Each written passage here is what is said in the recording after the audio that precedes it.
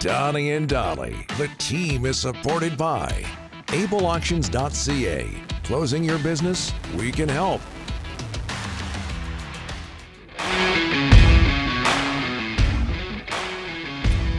Monday and all of our guests today brought to you by, and that includes J.P. Barry standing by, brought to you by Basant Motors. To learn more about Basant, BasantMotors.com, BASANT Motors.com. We're joined now by J.P. Barry from CAA Sports. Among his clients, new Canuck Filip Chytil, Tyler Myers. CAA Sports also represents Elias Pettersson and Quinn Hughes. And JP joins us now. JP, thanks for doing this, sir. You're becoming a regular. How are you? Very good. I haven't spoken for a while. Actually, I think it's the first of the new year, so good to see you guys. Well, this just in, you're going to join us next week too, I understand. So get ready for that. Hey, JP, we got a taste yesterday. People are pretty excited in Vancouver. What do you think the Canucks are getting in your client, Filip Chytil? Well, I really like his game. Like our whole group is kind of waiting for him to really take it to another level. He can skate. He's a really smart player, and he's a great teammate. I think he's going to be a good fit. So I think it's a good fit, and we're kind of excited to see how it's going to develop. He looked like it yesterday. Is he a top six forward? Oh, I think so. We always thought so. I mean, he was pushing for that in New York. I think he was there for long periods of time. He was actually right there on the second line. So I think he definitely can be a top six player in this league. He's worked hard to get there. JP, going back to Friday, what was his reaction to the move to Vancouver? Nothing gets out of Vancouver, so he heard his name. He heard his name for a while, so I don't think there was any shock. Hey, JP, talking about Miller and Pettersson right now, the feud got, it was very public, JP. Were you surprised it got so public, and what were your thoughts on all that stuff that took place? I think a lot of us had hoped that it would settle down. It has been going on for way too long. I can't remember a time when, there was that much difficulty, but it went on too long, and I'm hoping not to talk about it anymore. Yeah. But was it really bad, JP? Because a lot of people said this lingered from the Travis Green days. Why didn't the management fix this, JP? I think they tried, and I think, based on history, these things usually find a way of settling themselves, and in this case, it didn't. I guess, two different personalities. I don't know all the blow by blow, but it just seemed like there was tension, and obviously the GM had to take it into his own hands, but it did take a long time. What about Pettersson? He got the new contract. The numbers aren't there right now, JP, but he's working hard to get back to the 100-point player. Talk a little bit about his play in the last little while. Yeah, things didn't get off to a good start this year for the reason you talked about, and probably some others. So he's just got to get focused and bear down, and I know he wanted to stay, and I think this is going to give him a lot of motivation to get back to the level where he wants to be. And as soon as Quinn's back there, I think we'll see hopefully some more chemistry on the power play.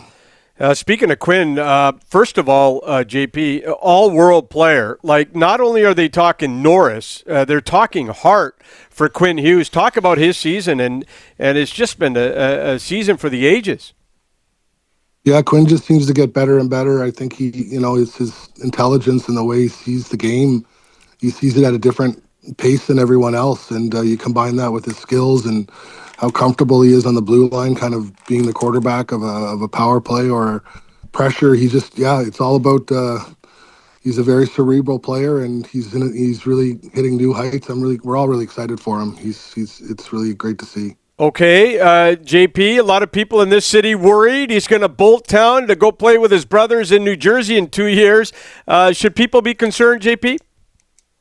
No, I don't. I think people should settle down, and it's a long way away, and let him play. Like he loves being a Canuck. He's been given every role, and he's happy. So let's just get this team going strong, and that'll take care of itself. JP, is he having trouble staying positive this season, Quinn? Yeah, I think. It hasn't affected his play, but I think he wants the team to have results more than himself personally, and. If your room's not right, then it affects everyone, including the leadership. So I think this whole thing could go to another level here for him, and he'll feel more comfortable with the room, and we can just move forward. So I look for a really good finish. JP, we see the large brace on Quinn's hand. We know he missed the game on Sunday after suffering a lower body injury in Dallas. What can you tell us about his health? Just bumps and bruises. He's working through it. It's nothing serious. He's just got, it's just the rigors of a hard season, and he just wants to play, and he plays a lot of minutes, and he's a target for people, so he's going to have to play through those things, and the odd day will be a rest like he had here, and I think it'll help him. He'll be right back. Okay, so one of the stories going around in Vancouver is speculation, and believe it or not, here in Vancouver, once in a while the media and the fans speculate, JP. But with that wrist, any chance he takes a pass in the Four Nations? No, I don't see that. I think he wants to go, and I think it's just bumps and bruises. It's nothing serious, and he wants to be ready, and he wants to play at that level, and it's important to him. It's important to the game, and I don't think it's going to affect the team at all. Okay, moving on to another subject. This just we found out about it a week or two ago, but life is really good for all National Hockey League agents. Is it going to get better now that the cap is going up? We can get rid of this tariff thing that's playing a role in Canada. That's about the only cloud that we have in front of us right now, I guess, as a country. But that can affect everything because the economy is so important. But the projections look really good, and I think the projections we saw, they are projections. It's the first time we've done it for 3 years, which is great for planning. And I think they're on the low side because generally projections, they're going to have built-in conservative numbers. So if the growth that we're seeing is good, these numbers could be even higher as long as the economy and our Canadian dollar, which is a big part of that. So, but in the long term, it looks great. I mean, we have some short-term clouds to get through, but the long term, this is really good. Yeah, JP, you took the words out of my mouth, but I'll continue that conversation. Can Canadian teams keep up with the cap increase? Yeah, I mean, some of the Canadian teams are the strongest teams. I mean, there's other teams that it hurts. Like, it's not good when the Canadian dollar is low for Winnipeg or, some of the other franchises, obviously. But no, I mean, the revenue growth has been good in Canada also. And I just, like I said, I hope our economy can stay with the United States because that's going to help everybody. JP, Pettersson's percentage of the Canucks cap is pretty high. I don't even want to imagine what Quinn Hughes' percentage of the cap could be when he re-signs with the Canucks. Talk a little bit about that thing where you guys love the fact top players get a big percentage of the cap on certain teams.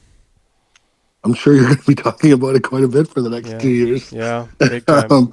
I mean, it's not just him. I mean, the numbers with these projections, the players who are at the top of the league and their contracts are expiring are going to benefit from some extra cap room. But at the same time, teams have to put a whole, the dynamics of hockey are such that you can't win with one player. So that balance is, we saw that in Colorado. They decided that, the number was too high. So we may have just seen that in Dallas with Luka Doncic. They didn't want to do a supermax. So these are things that but if the player's critical and important, then teams are going to have to find a way, and the players that want to stay will figure out their number that's good for them and the team.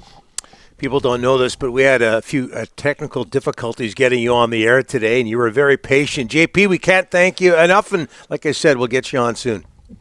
Thank you, guys. Talk soon. You bet. Thank you, JP.